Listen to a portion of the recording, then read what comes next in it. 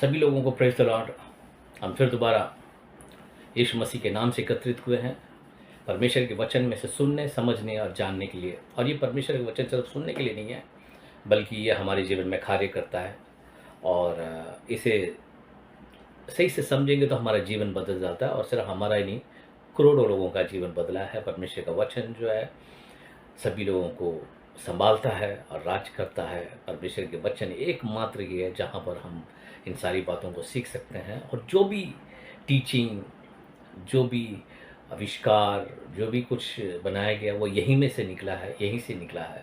और बहुत कुछ यहाँ से लोगों ने सीखा है, परिवर्तन हुआ है, जीवन बदल गया है, चिन्ह और चमत्कार हुए हैं। और हम भी चिन्ह और चमत्कार के बारे में बात कर रहे हैं, कैसे आपके जीवन में चमत्कार को होने दे सकते हैं। कई बार लगता है कि परमेश्वर चमत्कार करेगा, मगर परमेश्वर ने बहुत अद्भुत चमत्कार हमारे जीवन में कर रखा है। और जैसे मैं आपको बताता आ रहा हूँ कि हमारा एक जीवन ही एक चमत्कार है। हर रोज़ जो सांस लेते हैं वही चमत्कार है हमारे लिए। परमेश्वर ने बहुत सारा चमत्कार किया है और उन चमत्कारों के बारे में मैं पिछले कई हफ्तों से बात करते हुए आ रहा हूँ। और ये अपने जीवन में चमत्कार होने तो let wonders happen in your life का 9वां भाग है। और बाकी चमत्कार के बारे में बात किया है, उसको हम शॉर्ट्स में बनाकर बहुत जल्दी हमारे चैनल में डालेंगे, ताकि आप लोगों को पूरे प्रचार को सुनने की ज़रूरत नहीं है। वो एक छोटे छोटे क्लिप को अगर आप देख सकते हो तो उसमें से भी सीख सकते हो। और मैं जैसे आप लोगों को बताता आ रहा हूँ कि कई बार विश्वासी लोगों को क्या होता है कि संडे को प्रचार सुनते हैं, फिर उसके बाद वो अपने काम में लग जाते हैं और फिर उसके बाद उसको रिवाइंड नहीं करते या रिवाइज़ नहीं करते हैं। मगर मेरा ये मानना है कि अगर हम रिपीट करते रहेंगे, सुनते रहेंगे, अगर उन बातों को जानेंगे, सुनेंगे, अब बार-बार सुनेंगे, तो वो हमारे जीवन में ज़्यादा असरदार कार्य करता है। क्योंकि हमारा शरीर जो है, किन चीज़ों को हम बार-बार करते हैं, उन्हीं चीज़ों को ज़्यादा पावरफुली उसको कैप्चर कर लेता है। और ऐसा बनाया गया है हमारे बॉडी को परमेश्वर ने, ऐसा हमारे मन, हमारे अंदर सब कुछ ऐसी सेटिंग किया हुआ है, तो रिपीटेशन से ज़्यादा चलते हैं हम लोग। तो हम जितना ज़्यादा हम चीज़ों को सीखेंगे, जितना ज़्यादा जिन चीज़ों को हम अंगीकार करते हैं, जितना ज़्यादा हम उन चीज़ों को बोलते हैं, तो वो हमारे जीवन में कार्य करने लगता है। और आशा करता हूँ कि आप लोग कितने बार आपने प्रचार सुना तो उनमें से कुछ ना कुछ सीखा है, आपने बहुत कुछ सीखा होगा। और उन्हें लागू कीजिए और अपने जीवन में लागू करें, अपने परिवार में लागू करें। और कोई कर रहा है या नहीं कर रहा है, मगर आप ज़रूर करें क्योंकि अंत में आपको रिज़ल्ट चाहिए, आप रिज़ल्ट लेके आएँगे। जब आप रिज़ल्ट लाएँगे तो उसका बेनिफिट भी आपको मिलेगा, है ना? कोई कर रहा है या नहीं कर रहा है कोई बात नहीं, मगर आप कर रहे हो क्या, ये बहुत ज़्यादा ज़रूरी है। मैं कर रहा हूँ क्या, ये बहुत ज़्यादा ज़रूरी है। मैं क्या कर रहा हूँ, ये बहुत ज़्यादा ज़रूरी है। तो इसीलिए आप उसे फॉलो कर रहे हो क्या, तो उन चीज़ों को टीचिंग में लेके आना और आगे बढ़ना बहुत ज़्यादा ज़रूरी है। चलिए हम आगे बढ़ते हैं और आज के प्रचार में चलेंगे। और आज जो है, हर बार मैं चमत्कार के बारे में बात करता हूँ, बाइबल में से चमत्कार को निकाल कर बताता हूँ कि हम उसमें से क्या सीखते हैं, और उसको हम कंटिन्यू रखेंगे भी। मगर आज जो है मैं थोड़ा-सा उस चमत्कार को चमत्कार के तौर पर ना दिखाकर आपको एक चीज़, एक ऐसी घटना, एक वाक़या आपको बाइबल में दिखाऊँगा जहाँ से ये शुरू होता है। और वहाँ से मैं आपको कुछ चीज़ दिखाना चाहता हूँ कि कैसे हमारे जीवन में ये चीज़ें रुकावट के कारण बन जाते हैं। कैसे हम आज़ाद नहीं हो पाते हैं, कैसे हम आज़ादी से आगे बढ़ नहीं पाते हैं, कैसे इन चीज़ों की वजह से बहुत सारी चीज़ें रुक जाती हैं। ये चीज़ें मैं आपको आज दिखाना चाहता हूँ। और यही मैं पहले भी दिखा रहा था, अभी भी मैं यही दिखाना चाहता हूँ, पर उसमें चमत्कार नहीं है, मगर इसमें चमत्कार नहीं हुआ है, मगर इसमें से हम सीख सकते हैं। और यदि अगर आप इस वचन को, इस प्रचार को ध्यान से सुनोगे, तो मैं बता रहा हूँ आपके लाइफ में एक चमत्कार हो सकता है। क्योंकि इसके जानने और समझकर और अपने जीवन में लागू करोगे, मैं कहता हूँ सचमुच आपके जीवन में चमत्कार होने लगेगा। सचमुच एक बेहतरीन चमत्कार होने लगेगा। अगर आपने इसे ध्यान से सुना और अपने जीवन में अप्लाई करना शुरू कर दिया, तो मैं बता रहा हूँ कि आपको और चमत्कार की ज़रूरत नहीं पड़ेगी। आप खुद ही बताने लग जाओगे मेरे जीवन में चमत्कार हो गया है, राइट? तो वचन में जाने से पहले मैं कुछ बैकग्राउंड आपको समझा देना चाहता हूँ कि मैं क्यों इसके बारे में बात कर रहा हूँ और क्या है इसके पीछे। ये सब कुछ मैं आपको बताकर फिर हम आगे बढ़ेंगे। हम सभी लोग, पूरी दुनिया जो है, पूरी दुनिया में किसी भी कंट्री को ले लो, किसी भी राज्य के लोगों को ले लो, हम सब एक चीज़ को कैप्चर किए हुए हैं, वो है सिनेमा, है ना, फिल्म, मूवी, है ना। और यदि अगर मूवी की बात किया जाए तो मूवी मूवी जो है, 2 प्रकार की मूवी जो बहुत ज़्यादा चलता है। एक वो है जो लव स्टोरी है, और दूसरा जो है एक एक्शन स्टोरी है, एक्शन होता है ना? या तो लव स्टोरी है या एक्शन है, उसके अंदर दोनों चीज़, जो 2 ही चीज़ होती है। और एक्शन भी अपनी जगह में बहुत बढ़िया करता है, और लव स्टोरी भी अपनी जगह में करता है, और ज़्यादातर लोग जो है एक्शन मूवी को ज़्यादा प्रेफ़र करते हैं, लव स्टोरी से भी ज़्यादा मेरा मानना है। लव स्टोरी को प्रेफ़र करते हैं कुछ लोग हैं जो प्यार में हैं, या लव कर रहे हैं, या कुछ उम्र होती है, उन चीज़ों में को करते हैं। वो सब एक एक उसका अपना एक रोमांटिक मूवीज़ का अपना एक पावर है, वहाँ पर वो रोमांटिक मूवी है, और उसने किस तरीके से लोगों को कैप्चर किया हुआ है, वो है। मगर एक्शन का एक अपना एक स्तर है, राइट? मगर इन एक्शन मूवीज़ का चलन का अगर आप देखोगे, चाहे वो बॉलीवुड हो, चाहे वो हॉलीवुड हो, चाहे वो टॉलीवुड हो, चाहे वो मॉलीवुड हो, कोई सा भी वुड हो, मगर आप देखोगे कि उस एक्शन फ़िल्मों में कहानी का मेन पात्र क्या होता है? आप बता सकते हो, आप सोच के बता सकते हो। हमारे हिंदी फ़िल्म इंडस्ट्री का, हिंदी मूवीज़ को अगर आप देखोगे, मैं नाम नहीं लेना चाहता उन मूवियों का, क्योंकि मैं उन मूवियों को प्रचार करने के लिए नहीं आया हूँ, परमेश्वर के वचन का प्रचार करने के लिए आया हूँ, मगर मैं आपको समझाने के तौर पर ये बता रहा हूँ। कोई सा भी एक मूवी का नाम ले लो, जो एक्शन मूवी है, जिसी का भी नाम लोगे, उसके पीछे की स्टोरी अगर आप देख लो, और बड़े से बड़े हीरो का मूवी आप देख लो, बड़े से बड़े जो कलाकार, बड़े से बड़ा हीरो जो बड़ा स्टार बना है, उसकी स्टोरी के भी पीछे देखोगे तो उसमें एक चीज़ आपको प्रबल से दिखाई देगा, वो है बदला। बदला लेना, राइट? अब आप समझ गए होंगे कि मैं क्या बताना चाह रहा हूँ। तो ये बदला लेने की जो स्टोरी है, इसको अगर आपसे पूछूँगा तो 10 स्टोरी बताओ, 10 फ़िल्मों का नाम बताओ जिसमें बदला लेते हैं, आप तुरंत बता दोगे क्योंकि इतना ज़्यादा चलन है। इवन इंग्लिश मूवीज़ में अगर आप देख लोगे, बॉलीवुड में भी देख लोगे, बदला, है ना? रिवेंज जो है, बदला लेना, किसी चीज़ किसी ने इसको बाप को मार दिया, माँ को मार दिया, इसको मार दिया, उसको मार दिया, तो बदला। तो ऐसे करके बहुत सारी पिक्चर, बहुत सारी मूवी बनी है, और उन मूवियों ने करोड़ों की कमाई करी है, और उन मूवियों ने हमारे मनों में भी राज किया है, और एक सदी को नहीं बल्कि कई सदी तक उसने हमारे लिए राज किया है, राइट? तो अगर आप एक मूवी का अगर आप नाम लेने लगोगे तो आप बता सकते हो, शोले पिक्चर आप देख सकते हो, वो स्टोरी क्या है? बदले की स्टोरी है। मगर मैंने बचपन में देखा मगर आज तक भी वो फ़ेमस है ना? उतना ही उसका मार्केट है, उतना ही उसका चलन है, क्योंकि सबसे बड़ा ब्लॉकबस्टर मूवी है। ऐसे बहुत सारी मूवीज़ अगर तमिल में भी देखोगे, हिंदी में देखोगे, कहीं पर भी देखोगे, तो ये जो बदला लेने की जो स्टोरी जो निकला था, और बदला लेने की अभी भी है, अभी भी चल रहा है, ऐसा नहीं है कि अभी ख़त्म हो गया, अभी भी वो चलन चल रहा है, मगर उसका मॉड्यूल थोड़ा-सा चेंज हो गया है, उसको दिखाने का तरीका चेंज हो गया है। पहले ऐसे दिखाते थे, अब वैसे दिखा रहे हैं। तो कहीं न कहीं बदला ज़रूर रहता है, चाहे वो प्यार की वजह से बदला ले रहा है, चाहे कत्ल की वजह से ले रहा है, कुछ भी हो। ये जो बदला लेने का जो कॉन्सेप्ट है, जो इतना प्रबल में चलता है, मैं आज इसके बारे में बात करना चाह रहा हूँ, और कैसे ये जो बदले की जो भावना जो हमारे अंदर आ जाती है, और कैसे ये बदले की भावना हमें वो बनने से रोक देता है जो हम बनना चाहते हैं, या जो हम हासिल करना चाहते हैं। मैं आपको दिखाना चाहता हूँ, आज मैं परमेश्वर के वचन से आपको दिखाऊँगा कि कैसे इस बदले की भावना से कैसे हम बाहर आ सकते हैं। क्यों ये बदले की भावना है, या क्यों है ये? और मैं आपको बता दूँ, ये मैं अच्छे मन से बोल रहा हूँ, बुरे मन से नहीं बोल रहा हूँ। आदमियों से ज़्यादा औरतों में बदले की भावना होती है। औरत की जो बदला लेने की जो टेक्निक होता है, उसे कोई नहीं समझ सकता। उसे मेरे जैसा आदमी समझ सकता है मज़ाक कर रहा हूँ, तो कोई भी नहीं समझ सकता, क्योंकि उसको उसकी जो टेक्निक है उसको बदला लेने का, वो बड़ा सटल वे में बदला लेती है ना? बदला लेती है। आप अगर मैं मूवी के बारे में नहीं बात करना चाहता हूँ, मगर मूवी में भी देख सकते हो, उसकी बदला लेने का तरीका अलग है। अगर आदमी बदला लेगा तो दूसरे टाइप से लेता है, औरत बदला लेती है तो दूसरे टाइप से लेती है, ठीक है? तो इस तरीके का, तो आप क्यों है ये बदला इतना प्रबल क्यों है? क्यों इस बदला जो रिवेंज है, ये बदला लेने की जो भावना है, ये कहाँ से आया, और कैसे ये काम कर रहा है, और किस तरीके से ये हमारे तरक्की के लिए, हमारे शरीर के लिए, हमारे मन के लिए, हमारी मानसिकता के लिए, हमारे जीवन के लिए, और हमारे मसीह जीवन के लिए कितना प्रभावशाली है, और कैसे इससे निपटा जाए, और किस तरीके से इसको ठीक किया जाए, और कैसे इसको समझने से हम इसको ठीक कर सकते हैं, राइट? तो हम इसी के बारे में बात करेंगे, ठीक है? तो कितने लोग तैयार हो इसके बारे में सुनने के लिए, हैं?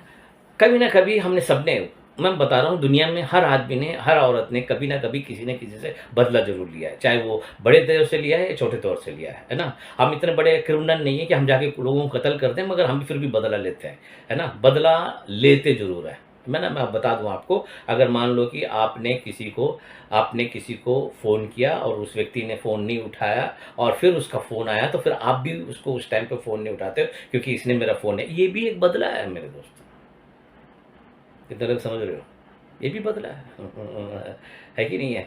छोटी-छोटी चीज़ों में भी हम बदला लेते हैं, पर ये बदले की भावना आई कहाँ से? या ये बदला लेने का चलन कहाँ से आया और क्यों लेता है बदला? ये बदला कहाँ से आया? क्यों आता है बदला? इसी के बारे में हम आज बात करेंगे। कितने लोग तैयार हो इसके बारे में सुनने के लिए?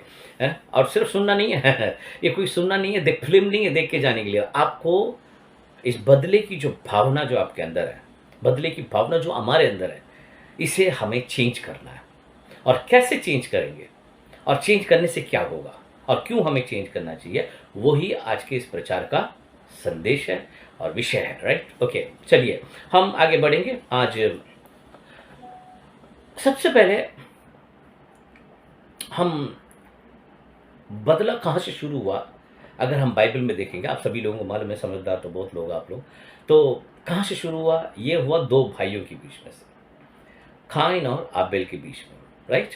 तो ये बदले की भावना थी। अब हम आगे बढ़ते हैं। अब इसको मैं आपको बताना चाहता हूँ, कैसे आदम और एवा पाप में गिरने के बाद, मानव जाति जब पाप में गिर गया, पाप में गिरने के बाद परमेश्वर जब उन्हें अदन की वाटिका से बाहर निकाल दिया, और कैसे वो बाहर आने के बाद उनके दो बेटे हुए, और उन दोनों बेटों की ये स्टोरी है।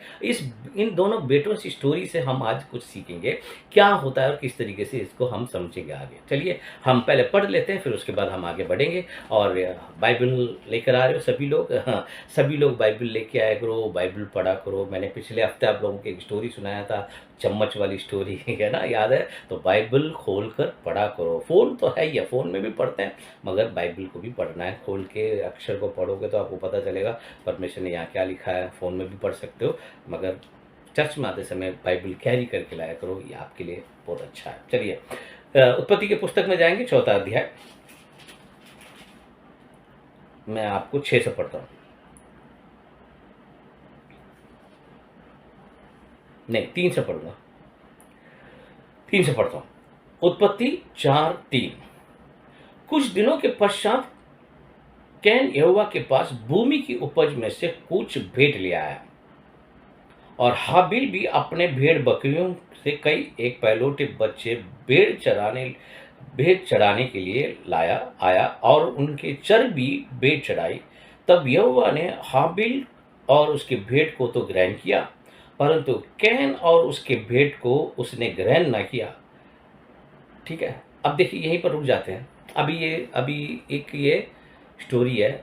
आरंभ में उत्पत्ति 4 में ही भेंट का चलन शुरू हो गया। मूसा आया, मूसा ने जब बताया, या अब्राहम ने भेंट चढ़ाया, वो सब बाद की बात है। काइन और आबेल को किसने सिखाया? आदम ने सिखाया होगा, एवा ने सिखाया। ठीक है ना? इसका मतलब परमेश्वर ने काइन को बताया, परमेश्वर ने आदम को बताया होगा कि ये तुमने करना है, या स्वर्गदूत ने बताया, किसी ने आदम को बताया। ये चलन वहाँ से शुरू हुआ दोस्तों। देखिए, है ना? आज बहुत सारे लोग वाद विवाद करते हैं कि हमें ये कर देना चाहिए, दसवांश देना चाहिए, नहीं देना चाहिए, भेंट देना चाहिए, नहीं देना चाहिए। उसके पीछे बहुत बड़ी कहानी चल रही है। मगर उत्पत्ति के पहले 2 भाई, पहले बच्चे, उन्होंने भेंट चढ़ाया। किन्होंने सिखाया इनको? वो भी काइन को देखो, आबेल को देखो। आबेल क्या करना चाह रहा है? आबेल भेड़ को ले जा रहा है और चर्बी चढ़ा रहा है, परमेश्वर को कुछ चीज चढ़ा रहा है। और परमेश्वर ने जब वो भेड़ चढ़ाया, भेड़ का चर्बी चढ़ाया, तो परमेश्वर ने ग्रहण कर लिया। काइन का परमेश्वर ने ग्रहण नहीं किया। ये ऐसा परमेश्वर ने क्यों किया, इसके पीछे हम आएंगे। तो ये जो अब क्या होता है कि देखिए, अब जब से ये भेंट चढ़ाई गई है, इसमें दोनों भाइयों में जब आप देखोगे, दोनों भाइयों की नेचर आप देखोगे, स्वभाव देखिए कि किस तरीके का है। मैं आबेल के बारे में ज़्यादा नहीं बात करूंगा, मैं काइन के बारे में आप ज़्यादा बात करूंगा। तो आबेल के बारे में हम बाद में बात करेंगे, मगर काइन के बारे में जानना बहुत ज़्यादा जरूरी है। आप देखिए क्या होता है कि काइन जो है, एक साग सब्जी जो भूमि में जो उगा था, तो वो ला के उसने परमेश्वर को चढ़ा दिया। और आबेल ने भी अपने भेड़ बकरी लाया और उसको काटा और उसको चर्बी चढ़ा दिया, मगर परमेश्वर ने आबेल का ग्रहण किया मगर काइन का ग्रहण नहीं किया। आप देखिए, अब जब काइन का जब परमेश्वर ने ग्रहण नहीं किया तो काइन को क्या हुआ? अब वही यहां पर मैं दिखाना चाहता हूं आपको। देखिए, अब देखिए चौथा, और आबिल भी अपने भेड़ बकरियों को कई एक पहलौठे बच्चे भेंट चढ़ाने के लिए आया और उनकी चर्बी भेंट चढ़ाई। तब यहोवा ने आबिल और उसकी भेंट को तो ग्रहण किया, परंतु कैन और उसके भेंट को उसने ग्रहण न किया। तब कैन अति क्रोधित हुआ और उसके मुंह पर उदासी छा गई। अब देखिए, अति क्रोधित हुआ और मुंह पर उदासी छा गई। क्यों? क्योंकि काइन कुछ चाह रहा था परमेश्वर से, है ना? जैसे कुछ चाह रहा है वो, अब वो चाह रहा है तो वो हुआ नहीं। अब जब हुआ नहीं तो उसको गुस्सा आ रहा है और उसको उसके मुंह पर उदासी है। मैं बता रहा हूं आपको, आप अपने जीवन में कोई चीज की एक्सपेक्टेशन करते हो, है ना? आप किसी चीज को चाह रहे हो कि ऐसा हो जाए, है कि नहीं? आप चाहते हो कि ये ऐसा होना चाहिए। अगर आपके हिसाब से जो काम ना हो, आप जैसे सोच रहे हो वैसा ना हो, तो क्या होता है? बहुत गुस्सा आता है और मुंह जो है उदास हो जाता है। मैं आपको ये बताना चाह रहा हूं, ऐसा गुस्सा और उदास क्यों हो जाता है? ये जो है पाप में गिरे हुए मनुष्य की निशानी है। सिर्फ काइन को नहीं होता है, हम सभी लोगों के साथ होता है। जब हम जैसे चाहते हैं वैसा ना हो, हम जो चाहते हैं वो ना हो, जिस तरीके से चाहते हैं वो ना हो, तो क्या होता है? गुस्सा और उदासी छा जाती है हमारे चेहरे पर। ये वहां से शुरू हुआ मेरे दोस्तों। हेलो? उदासी, गुस्से में है वो, उसको गुस्सा आ गया। क्यों? क्योंकि वो कुछ चाह रहा था। परमेश्वर ने क्यों नहीं ग्रहण किया? इसका क्यों ग्रहण कर लिया, मेरा क्यों नहीं किया? हेलो, कितने लोग इधर ही हो? है ना? है ना? कई बार ऐसा होता है, मेरे मैसेज का तो जवाब दे दिया, उसके मैसेज का तो जवाब दे दिया, मेरे मैसेज का जवाब नहीं दिया। तो ये सिर्फ काइन की नहीं है, आप हर एक व्यक्ति को, हर एक इंसान को देख सकते हो कि जब उसको जैसे उसको चाहिए, जिस जो उम्मीद कर रहा है, जो आशा लगा रहा है, या उसको जिस उसके हिसाब से जो काम ना हो, तो मैं बता रहा हूं आपको, हमें गुस्सा और उदासी आ जाती है। और मेरे साथ तो मैं हम सभी लोग भुगते हैं, मैं तो बहुत ज्यादा ही हूं, मुझे पता है कि ये क्या होता है। ये पाप में घिरे हुए मनुष्य की निशानी है मेरे दोस्तों। हेलो? कितने लोग समझ रहे हो? और कितने लोगों को ऐसा होता है? मेरे को बताओ, कितने लोगों को ऐसा होता है कि उनके हिसाब से काम ना हो, उनके हिसाब से वो चीज ना हो तो उनको गुस्सा आता है। हर एक व्यक्ति को आता है। एक भी व्यक्ति ये नहीं कह सकता नहीं नहीं मेरे हिसाब से नहीं होगा तो मैं मजे में रहता हूं। नहीं नहीं, हर एक को आता है, हर एक को आता है ना? हर एक को आता है, आदमी को, औरत को, बच्चों को भी आता है, बच्चों को तक आता है, छोटे बच्चों तक आता है। जो चल नहीं सकते, जो बिस्तर पे लेटे हुए हैं और दूध पीते हैं, उनको भी आता है। क्योंकि ये पाप में गिरे हुए मनुष्य की निशानी है। मतलब अनुग्रह या महिमा से नीचे गिरे हुए, मैं पाप का तो नाम नहीं लूंगा, अनुग्रह से नीचे गिरे हुए या महिमा से नीचे गिरे हुए मनुष्य का निशानी है। एक साधारण मनुष्य की निशानी है। परमेश्वर की समानता स्वरूप में बनाया हुआ नहीं है, बल्कि एक साधारण मनुष्य जो कष्ट भोग रहा, उसका ये नेचर है, उसका ये स्थिति है अभी।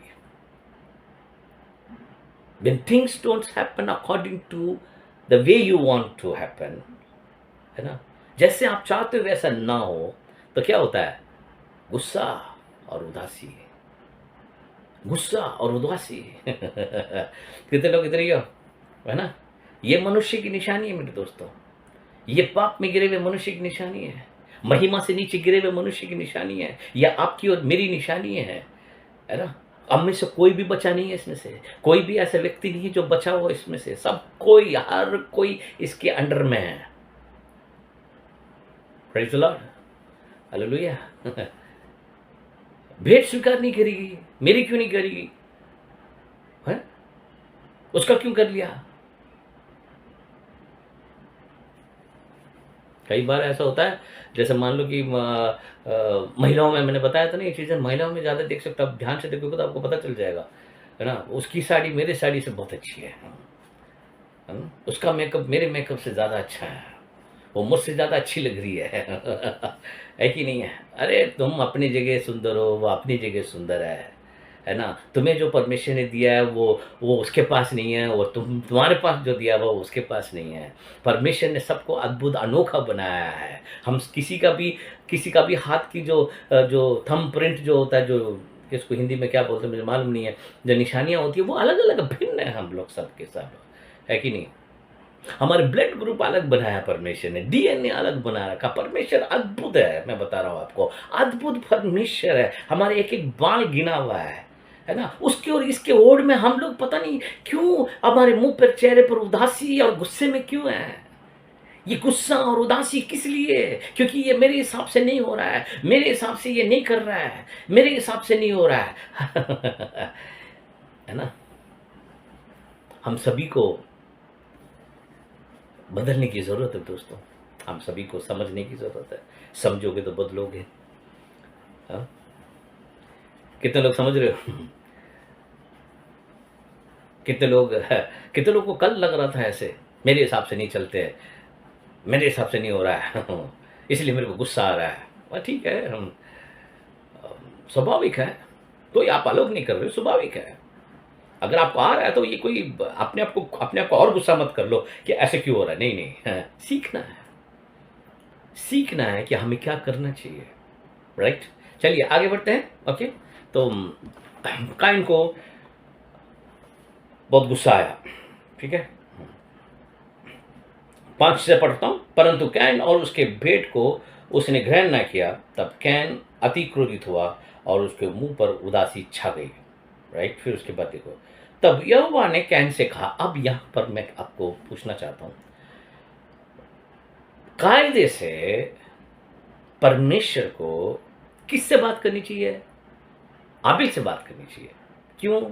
क्योंकि आबिल अच्छा है, आबिल ने परमेश्वर को अच्छा भेंट दिया है। अब परमेश्वर ने आबिल को भेंट स्वीकार भी कर लिया है, तो कहाँ किसके पास जाएगा परमेश्वर? आबिल के पास जाएगा। आबिल तूने सही किया, ये है वो है बोलना चाहिए, मगर परमेश्वर काइन के पास क्यों गया? इसने तो ठीक नहीं किया और ऊपर से गुस्से में भी है और उदास भी है, मगर परमेश्वर काइन के पास जा रहा है। मैं बता रहा हूं मेरे दोस्तों, यहां पर आपको समझने की बात है।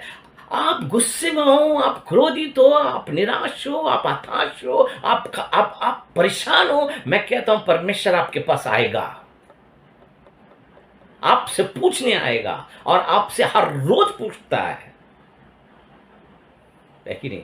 एक माँ जब अपने बच्चों को देखती कि उदास है तो क्या पूछती है? क्यों, क्या हो गया तेरे को? क्यों ऐसे पड़ा है? क्या ऐसे पड़ा है? क्या हो गया? क्या हो गया? क्योंकि माँ जो है अपने बच्चों को शब्द से नहीं, उनके चेहरे से पहचान लेती है।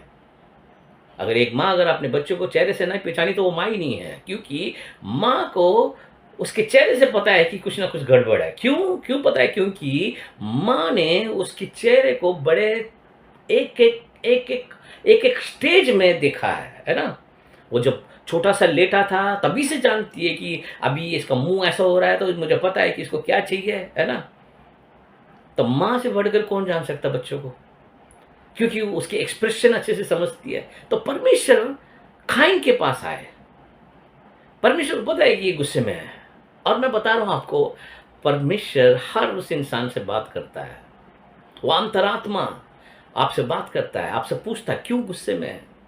क्यों ऐसे व्यवहार कर रहा है कि नहीं? याद है ना आपको, पिछली बार मैंने एक कहानी सुनाया था, वो जूता फेंकता है, दरवाज़ा धड़ाम से खोलता है क्योंकि वो थक के आ गया है, वो इतने दूर चल के आया और उस गुरु के दर्शन करने के लिए आया था, मगर उस गुरु ने बोला जाके उनको पहले ठीक करो। ये गुस्से में आके किसी चीज़ का परिणाम थोड़ी ना मिलने वाला है ना? तो अब अंतरात्मा बात कर रहा है आपसे, मुझसे भी बात करता है, आपसे भी बात करता होगा, है ना? मैं इंसान हूँ, आप भी इंसान हो, तो इसका मतलब हमसे तो वैसे ही बात करता है। अंतरात्मा पूछ रहा है क्यों गुस्से में है, क्यों उदास है ना? फिर उसके बाद परमेश्वर उसको कुछ कहते हैं, पढ़ते हैं, ठीक है? देखिए, तब यहोवा ने कैन से कहा, छठा पढ़ रहा हूं, तब यहोवा ने कैन से कहा, तू क्यों क्रोधित हुआ और तेरे मुंह पर उदासी क्यों छा गई? अब देखिए, हर बार जब भी आप गुस्से में हो, जब भी उदास हो, आपको हमेशा ये वचन याद करना चाहिए, परमेश्वर मुझसे पूछ रहा है कि मैं क्यों गुस्से में हूँ, क्यों क्रोधित हूँ। ओके, आगे बढ़ते हैं।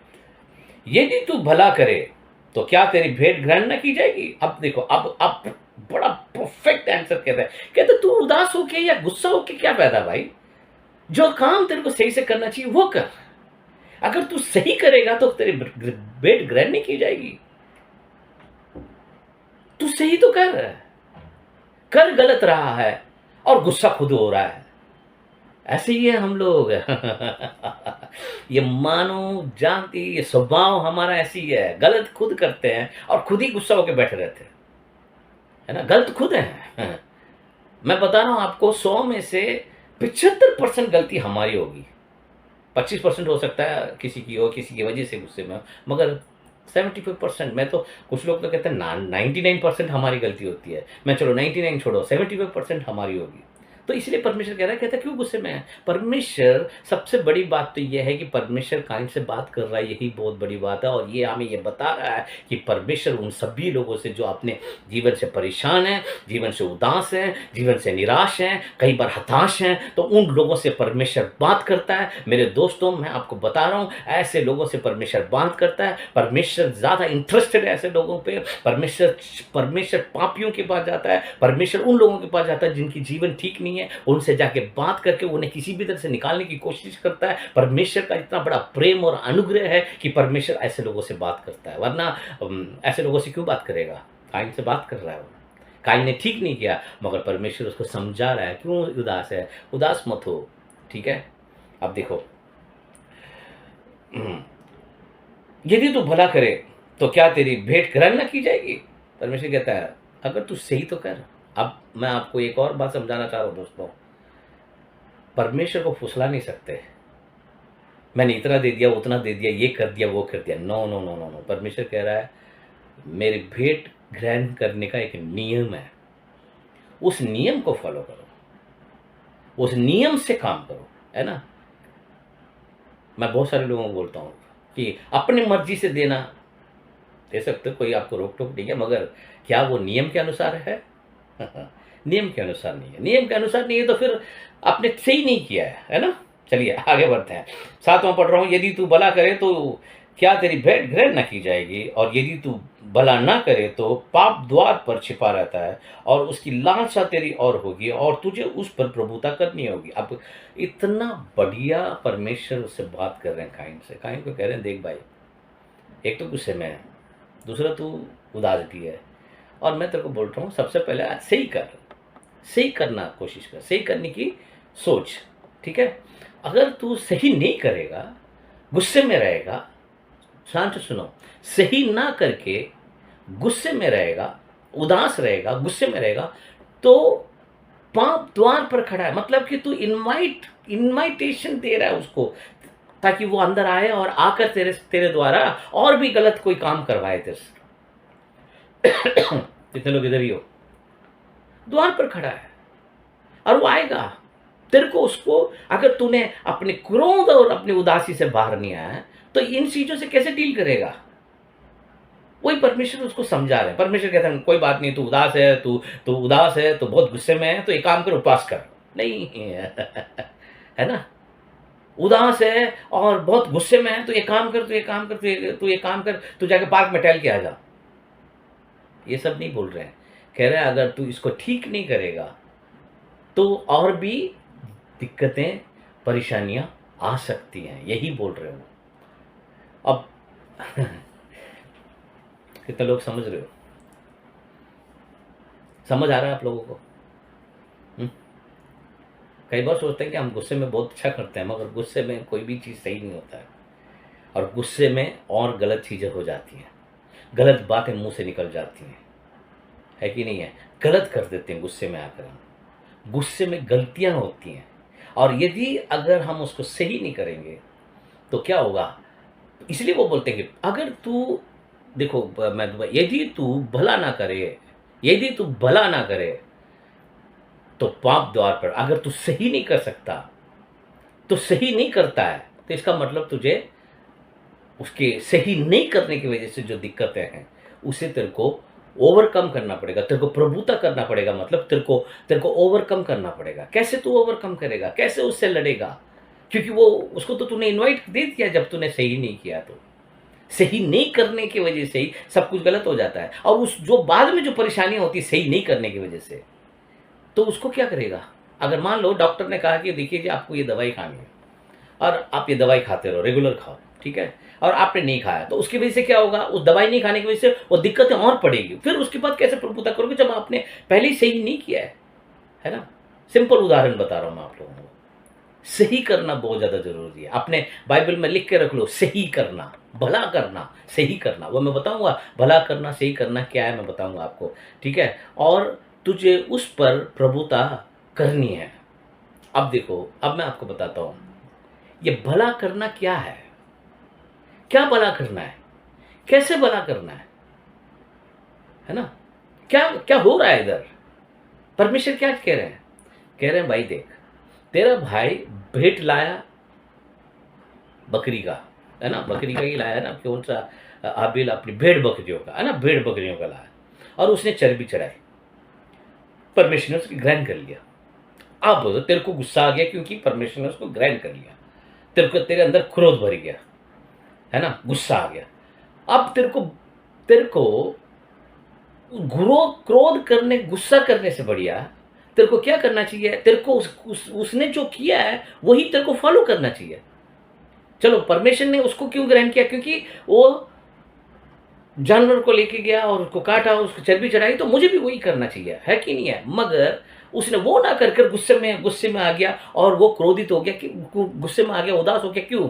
अब परमेश्वर क्या कह रहा है? कहता है देख, आज उस टाइम पर हाबिल हाबिल का ग्रेट बेट परमेश्वर ने ग्रहण किया, और आज अगर हमको बोल रहा है कि भला करना है, तो हमें क्या भला करना है? जब भी कभी भी हमें गुस्सा है, जब भी कभी भी हमें निराश बना है, तो उसने कैसे मेमने को ले जाकर मेमने को बलि चढ़ाने की वजह से परमेश्वर ने ग्रहण कर लिया। तो हमें क्या करना है? अब हमारे पास हमें मेमना नहीं चढ़ाना है। मेमना पहले ही क्रूस पर चढ़ चुका है मेरे दोस्तों। मेमना पहले हमारे लिए बलि चढ़कर क्रूस पर चढ़ चुका है। और अब हमें क्या करना है? हमें इसको देखना, उसको नहीं देखना है। जब भी हमारे जीवन में निराश बना है, जब भी हमारे जीवन में क्रोध आ जाए, जब भी हम हताश हो जाए, तो हमें कहां देखना है? इसको उसको देखना नहीं है, इसको उसको कंप्लेंट नहीं करना है, इससे गुस्सा होकर इसको नाराज होकर नहीं। हमें कहां पर जाना है? हमें उसको देखना है ऊपर, जिसको परमेश्वर ने ग्रहण किया है। हम उस क्रूस को देखना है, उस कलवारी क्रूस को देखना है, जहां पर हमारा बलि चढ़ा हुआ है, जिस बलि को परमेश्वर ने ग्रहण किया है, मानव जाति के लिए जिसने पाप बलि बनकर चढ़ गया, वो यीशु मसीह, जिसको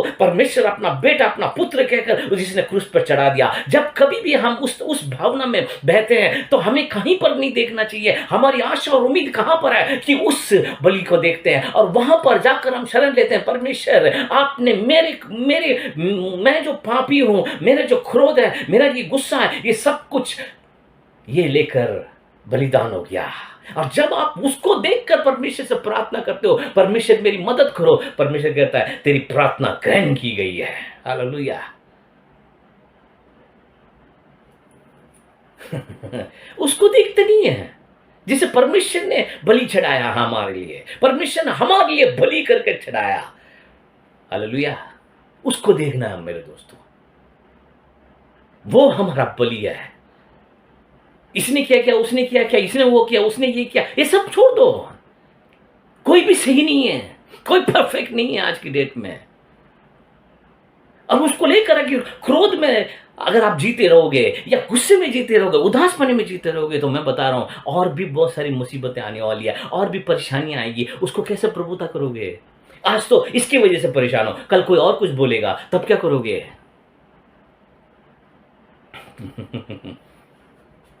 है ना? किसको देखना आपको? उस बलि को देखो। उस बलि को देखो जो हमारे लिए क्रूस पर चढ़ गया, जो हमारे लिए निंदा, दरिद्रता, मार, है, बेइज्जती, दर्द, मृत्यु तक उसने हमारे लिए सहा है। दोस्तों, मृत्यु, क्या वो काफी नहीं है? काफी है या नहीं है? वो हमारे लिए काफी है मेरे दोस्तों। भला क्या करना है, क्या भला करूंगा मैं? भला सिर्फ एक काम है, जब आप प्रभु यीशु को देखते हो। मैंने शरण उस पर लिया है। प्रभु, आज मैं कमजोर हूं, मगर मेरी कमजोरी को प्रभु यीशु लेके चला गया। उसका सामर्थ उसने मुझे दिया है ना। Let the weak says I am strong, let the poor says I am rich. क्यों? क्योंकि मैं कमजोर हूँ, मेरे पास कोई सामर्थ नहीं है, मगर प्रभु यीशु मेरा सामर्थ है। जब आप यीशु को देखते हो, हर बात में जब यीशु को देखते हो, आप कहते हो नहीं नहीं प्रभु, मैं इसको उसको नहीं, मैं प्रभु यीशु को देखना चाहता हूँ। आपने उसे बलि चढ़ाया मेरे लिए। जब मैं उसको देखता हूँ तो मैं भला करता हूँ। उसको जब देखोगे और उससे सामर्थ पाओगे। प्रभु यीशु आपको इतना कुछ बोला है, आपने कुछ भी नहीं किया है, आपने कभी कोई गलती नहीं करी है, मगर आपको इतना सब कुछ बोला है। तो मैं कौन हूँ? मैं जहाँ हूँ, जैसा हूँ, जिस हाल में हूँ, आपका हूँ। और आप मेरे साथ काम कीजिए। जो सही नहीं है उसे सही कीजिए। अगर मैं टेढ़ा हूँ तो उसको सीधा कीजिए। अगर मैं उठ नहीं पा रहा हूँ तो मुझे उठा के खड़ा कीजिए। हेलो, अगर मैं समझ नहीं रहा हूँ तो मुझे समझाइए। अगर मेरा विश्वास कम है तो मेरे विश्वास को और बढ़ाइए। कितने लोग हो मेरे दोस्तों यहीं पर, है कि नहीं? कितने लोग समझ पा रहे हो इस बात को? भला करेंगे कब? है जब हम प्रभु यीशु को देखेंगे, क्योंकि वही हमारा बलि है।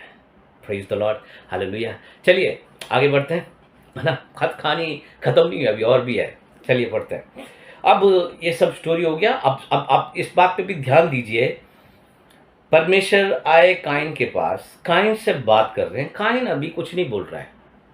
क्यों नहीं बोल रहा है? क्योंकि पहली बात तो काइन को बात समझ ही में ही नहीं आई है। और मैं आपको एक बात बता दूं, गुस्से में किसी की बात समझ नहीं आती है।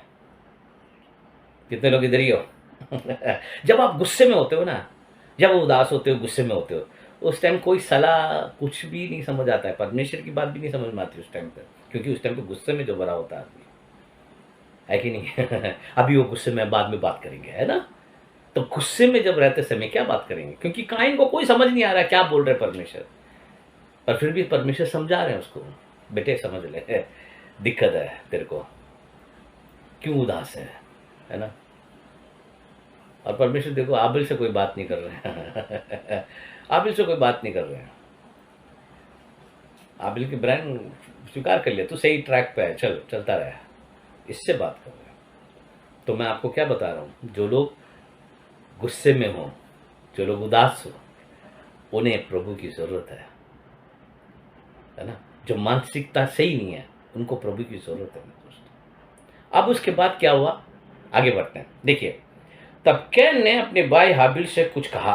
वो नहीं लिखा क्या कहा, और ना ही हम अनुमान लगाएंगे क्या कहा, कुछ ना कुछ तो कहा होगा।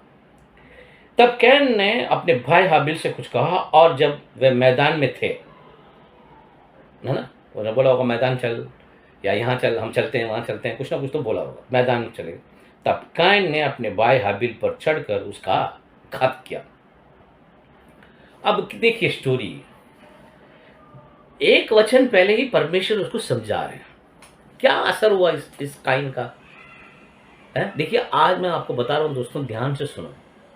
ये सब उस टाइम घट रहा है जब मनुष्य कितने लोग थे? एक आदम, एक एवा, एक आबिल और एक काइन। बाइबल के अनुसार, अगर हम बाइबल के अनुसार चलते हैं, 4 ही लोग थे, और तो कोई था ही नहीं। आज हम कितने लोग हैं? अरबों में हैं, ठीक है। उस टाइम पर ये दिक्कत थी, तो आज कितनी बड़ी दिक्कत है ये। परमेश्वर ने बात किया है, परमेश्वर समझा रहा है, पर कोई बात समझ नहीं आती है। बोलते ना तमिल में, मरम मंडिंग एदुमे एरुद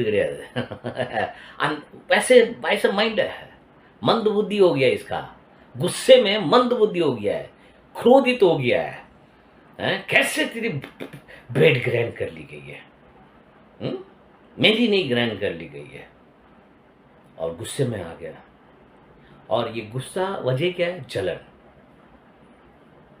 क्रोध, बदला। अभी क्या हुआ? उस जलन की वजह से मेरे भाई की कैसे हो गया, मेरा क्यों नहीं हुआ? तो वो जलन की वजह से, उस जलन ने, जलन जलन वजह से क्रोधित होकर, और क्रोध ने कहां तक जगह ले लिया कि अपने भाई को उसने मार दिया। बेवजह एक व्यक्ति को मरना पड़ गया। है ना। और मैं बता रहा हूं आपको, कई बार जलन की वजह से जलते जरूर हैं। हर कोई आदमी जलता है, आदमी आदमी आदमी जलता है, औरतें ज़्यादा जलती हैं। मैंने बताया था ना पहले भी आपको, औरत के अंदर ये जलन जो हिसाब किताब है, ये कुछ दूसरे डिग्री एंगल, दूसरी डिग्री, उसकी डिग्री कुछ ज़्यादा है।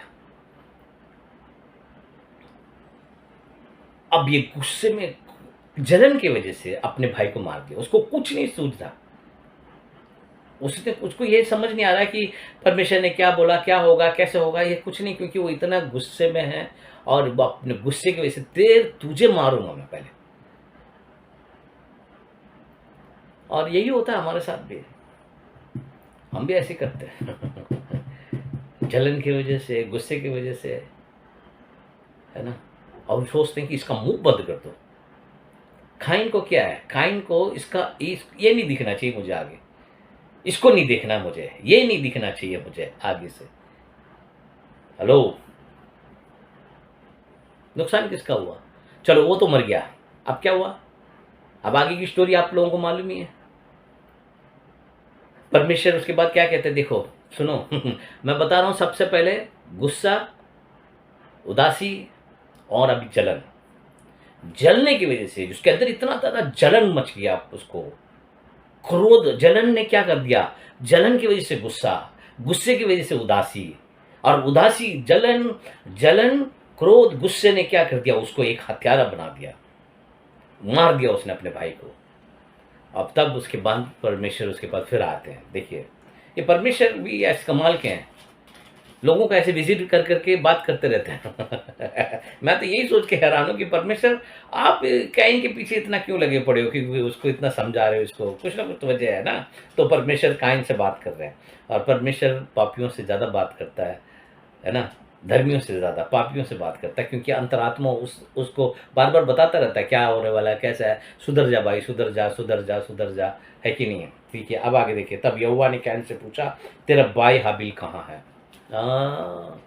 मुझे क्या बता। ये जो शब्द है ना,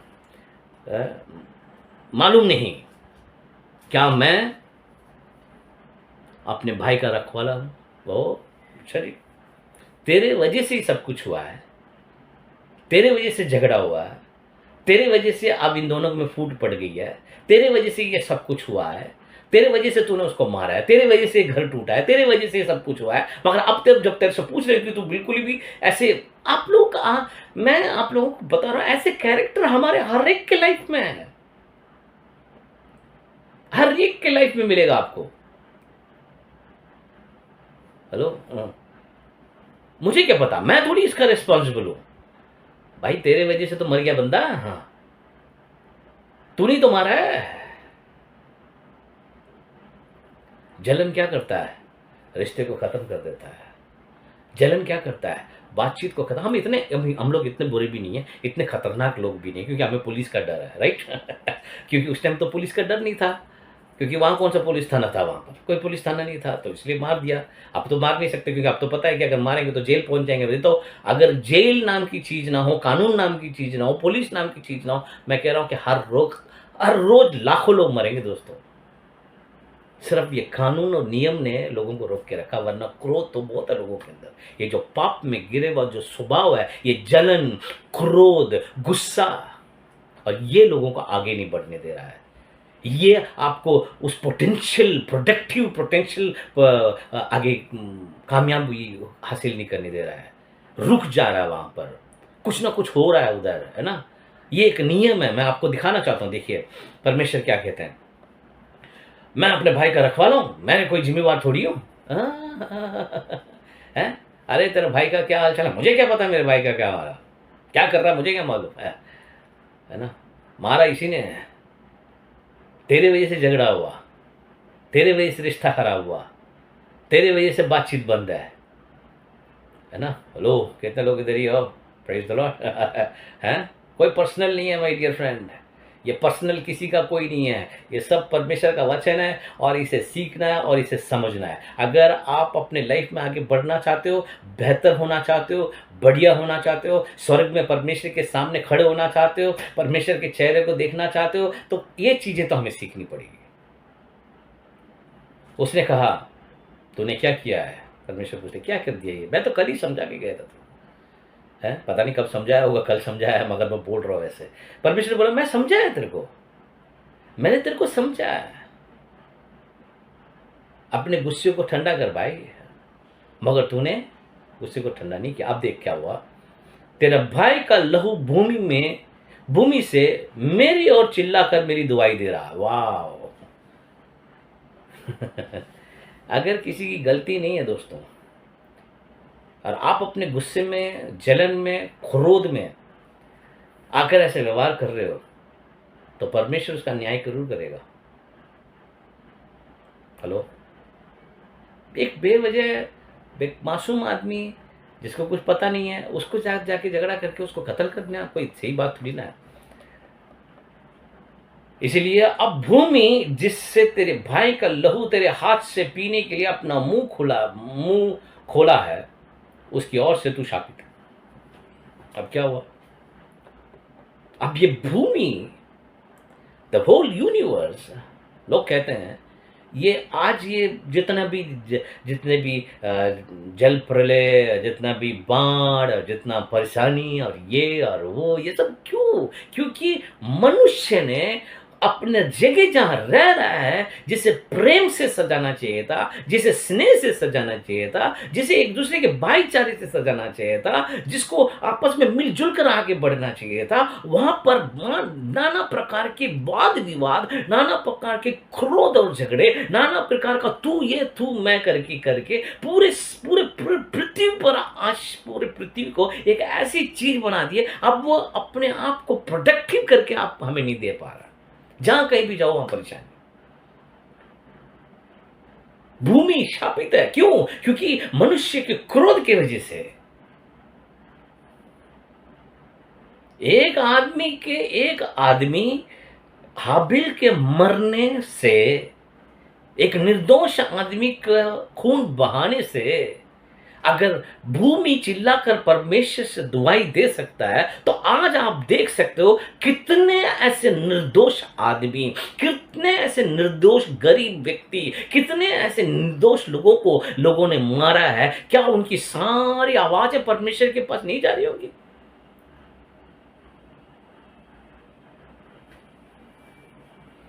कलेक्टिव कॉन्शियसनेस कलेक्टिव कॉन्शियसनेस कितने लोग समझ रहे हो? है ना, सभी लोगों की मानसिकता, वो दुखी, दरिद्र, दुखी, परेशानी, जिनके ऊपर अत्याचार हुआ है, उनकी आवाजें गूंज रही हैं। वो कहते हैं इंसाफ करो। और परमेश्वर ने इंसाफ क्या करा? उन लोगों की जीवन आगे नहीं बढ़ पा रहा है, क्योंकि गुस्सा, जलन, क्रोध, विरोध, ढा, वाद विवाद, तू ऊपर मैं नीचे तू ऊपर, है ना, तू ऊंचा जात मैं नीची जात, इस सारी चीजों को वजह से भूमि जो तुम्हारे लिए बनाई गई है, वो सही से काम नहीं कर पा रहा है। Praise the Lord. चाहे तो भूमि पर खेती करे तो भी उसकी पूरी उपज फिर तुझे ना मिलेगी, और तू पृथ्वी पर भटकने वाला और भगोड़ा होगा। वो एक आदमी को इसने मार दिया, अपने भाई को, जिसकी वजह से परमेश्वर ने इसको शाप दे दिया। और आपको मैं बता दूं, हम ये कहेंगे मैंने तो किसी को मारा नहीं है, मैंने तो किसी को कुछ बोला नहीं, बुरा नहीं करा है, मैं तो किसी को वही नहीं करा। आपने नहीं करा, आपके पिताजी, उनके पिताजी, उनके पिताजी, उनके पिताजी, उनके पिताजी को पूछ के देखो, उन्होंने किया है कि नहीं किया है। ये शाप जो है आज की नहीं चल रही है मेरे दोस्तों, ये कई पीढ़ी से पीढ़ी चलता आ रहा है ना। हम उस युग में जी रहे हैं। Praise the Lord. तब कैन ने यहोवा से कहा, मेरा दंड सहने से बाहर है।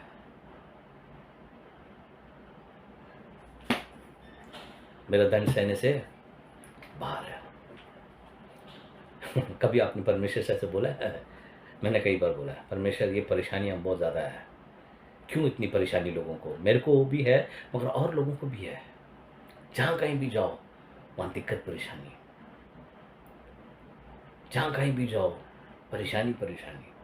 परमेश्वर कह रहे हैं मेरे वजह से नहीं है, ये तुम्हारे खुद के स्वभाव की वजह से है। मैंने तुम्हें अपने जैसे बनाया है, अपने समानता अपने स्वरूप में बनाया है, मेरे जैसे बनाया मैंने तुम लोगों को, मगर तुम मुझे छोड़कर कुछ और बन गए हो, है ना?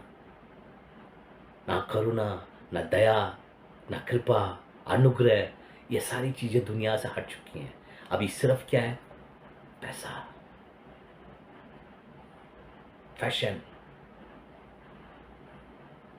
है ना? वाद विवाद, झगड़ा, क्रोध, किसी भी तरह मैं बन जाऊं। हम सभी को परमेश्वर के पास आना है, और इसीलिए मेरे दोस्तों यीशु को देखना है हम लोगों को।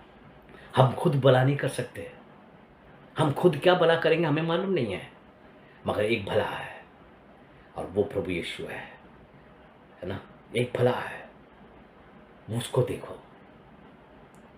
प्रभु मेरे को गुस्सा तो बहुत आ रहा है, मगर मैं आपको देखना चाहता हूँ। जो तकलीफें, जो दर्द, जो दिक्कत, जितनी इंसल्ट है जो आपने सहा है, उसका 1% भी मैंने नहीं सहा होगा। मैं बुरा हूं, है ना? एक बार मैं आपको याद है, बता दूं आपको, मैं बहुत साल पहले की बात बता रहा हूँ। मैं और मेरा मामा, ये वाला नहीं, वो मामा आप लोग नहीं जानते उनको, मेरे मामा थे, उनके साथ हम सब्जी लेने गया था। मैं बहुत साल पहले की बात बता रहा हूँ। अब जब मैं सब्जी लेने गया था तो मेरे मामा क्या कर रहे थे, वहाँ पे दुकान में ना आलू चोरी करके डाल रहे थे बैग में, और मेरे को भी दे रहे थे। तो उस दुकान वाले ने देख लिया, और देख के हम लोगों को दोनों की पिटाई हुई वहाँ पे, है ना? मैं क्यों बोलूं, दोनों की पिटाई हुई। अब मैं यही बता रहा हूँ आपको, भाई गलत करोगे तो अब पिटाई होगी, तो हम क्या करना, पिटाई तो हो रही है, अब क्या करें, क्योंकि हमने गलत किया है ना? अब कई बार पिटते क्यों हैं? गलत की वजह से पिटते हैं। गलती करेंगे तो पिटेंगे, है कि नहीं है? कई बार वो पिटने की जो बात परमेश्वर कहता पिटो, तभी समझ में आएगा तुम लोगों को, है कि नहीं है? तभी समझ में आएगा तुम्हें, है ना? कई बार परमेश्वर छोड़ देता पिटने के लिए हमें, पिटते हैं जब अकल आती है हम लोगों को, है कि नहीं है? तो मैं यही बताना चाह रहा हूँ, और आपको मैं बता रहा हूँ कि परमेश्वर ने अब हमें ताड़ना देना, हमें मारने से अपने बेटे के ऊपर चाबुक लगवाया मेरे दोस्तों।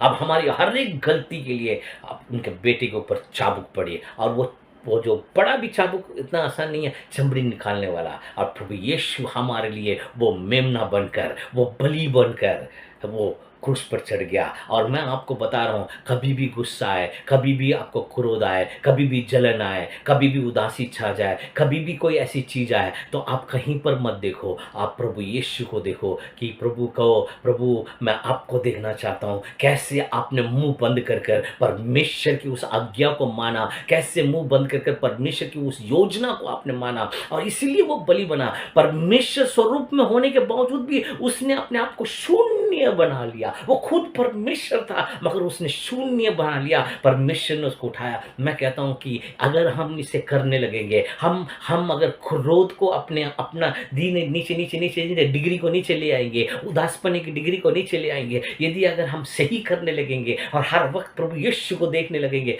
क्या अच्छा नहीं होने लगेगा? क्या हमारी प्रार्थनाएं ग्रहण नहीं की जाएगी? क्या हमारे ब्रेड ग्रहण नहीं किया जाएगा? क्या हम अच्छा जो कर रहे हैं वो ग्रहण नहीं किया जाएगा? जरूर ग्रहण किया जाएगा, जब हम सही बलि की ओर ध्यान देंगे मेरे दोस्तों। कितने लोगों को समझ में आया? आशा करता हूँ आपको थोड़ा बहुत समझ में आया होगा। गुस्से में हो, उदास हो, निराश हो, जलन हो रही है किसी से, सब छोड़ दो। ये सब हमारे लिए नहीं है, दुनिया को करने दो। हमारा एक मात्र मास्टर प्रभु है। वो ना तो जलन करता था, ना ही गुस्सा करता था, ना ही क्रोध था, है ना? उसने अपना सब कुछ पिता के सामने रख दिया, बोला मैं चुपचाप मुझे पता है ये सब कुछ मेरे साथ हो रहा है, परमेश्वर ने मेरे साथ होने दिया है और उस होने देने के द्वारा उसने अपने आप को बलि चढ़ाया। आज हमारे पास एक बेहतर जगह में देखने के लिए हमारे पास कुछ है मेरे दोस्तों। आपके पास अपने ध्यान को हमेशा एक उत्तम जगह में लगाने के लिए आपके पास कुछ है, और वो उत्तम कोई और नहीं, हमारा प्रभु यीशु मसीह है। उस उत्तम की तरफ देखोगे तो वो उत्तम वरदान आपके पास आता है कि नहीं है? हर एक समय पर कभी भी कोई सवाल जाओ, याकूब के पुस्तक में लिखा है ना, उत्तम वरदान परमेश्वर के पास से आता है, और उत्तम वरदान कोई और नहीं, प्रभु यीशु मसीह। उस वरदान की तरफ देखो, और आप जब भी आप वहां की तरफ देखकर कोई भी काम करते हो, ये मैं प्रभु यीशु मसीह को देखकर, यीशु मसीह के लिए, यीशु मसीह ने मेरे लिए जो किया है वो मैं करता हूं, तो आपको ये धीरे धीरे धीरे धीरे आपके अंदर से गुस्सा, निराशा, क्रोध, विरोध, आलसीपना, ये सारी चीजें धीरे धीरे आपके जीवन से घटता चला जाएगा, और आप एक बेहतर और बढ़िया व्यक्ति बनते चले जाओगे, परमेश्वर के राज्य में आगे बढ़ते हुए चले जाओगे। आपको ढेरों आशीष आपको मिलने लगेगा, और आप औरों के लिए मददगार बनने लगोगे। सिर्फ अपना अपना नहीं देखोगे, आप औरों के लिए अच्छा करने लगोगे। आशा करता हूँ आपको ये वचन समझ में आया। आज हमने सिर्फ काइन के बारे में बात किया, आबेल के बारे में नहीं बात किया, क्योंकि काइन के बारे में समझना बहुत ज़रूरी है, क्योंकि पूरे जगह में काइन भरे हुए हैं काइन भरे हुए हैं, और परमेश्वर उन सभी काइन से बात कर रहे हैं और कह रहे हैं कि क्या तू भला करेगा तो तेरा पेट ग्रहण नहीं किया जाएगा, तो भला करो और आशीष पाओ। यीशु के नाम से मैं आप सभी लोगों को इस वचन को मैंने दिया है, और आप समझो, मैं भी समझ रहा हूँ, आप भी समझो, और लोगों को शेयर करो। सब्सक्राइब अगर नहीं किया तो सब्सक्राइब कर लो, लाइक करो, और अपना कमेंट भेजो मेरे दोस्तों, कमेंट डाला करो, और जिनको शेयर करो उनको भी बोलो कमेंट डालें। जितना ज़्यादा कमेंट करोगे उतना लोगों को समझ आता है, पढ़ेंगे, और पढ़ेंगे तो सुनेंगे, और शेयर करो। और ये मत सोचो कि अरे नहीं ये मसीह नहीं है, ये विश्वासी नहीं है, ये नहीं है, वो नहीं है। आप शेयर करो, विश्वासी लोगों को शेयर करो। अविश्वासी कोई लगता है कि थोड़ा अच्छा व्यक्ति है, परमेश्वर के बारे में जानने वाला, समझने वाला व्यक्ति है, शेयर करो उसको। ये पूरा वचन नहीं कि तो थोड़ा कम करके शेयर करो, शेयर करा करो, है ना। जितना ज़्यादा शेयर करोगे उतना परमेश्वर का वचन आगे बढ़ेगा, हम लोगों तक ये वचन पहुँचेगा। तो चलिए, प्रभु आपको बहुत ज़्यादा आशीष करे, और आशा करता हूँ इस वचन के द्वारा आपको बात समझ में आई। सिर्फ समझना नहीं है, सुनकर, सीखकर अपने क्रोध, विरोध, उदासपना, सब जलन, सबको दफना कर एक नया व्यक्ति बनकर, प्रभु अगर नहीं हो रहा है तो प्रभु के पास जाके प्रार्थना करो, प्रभु मेरी मदद करो और मुझे उठा के खड़ा करो। प्रभु चमत्कार करेगा आपके जीवन में। थैंक यू वेरी मच आपके वैल्यूबल टाइम के लिए।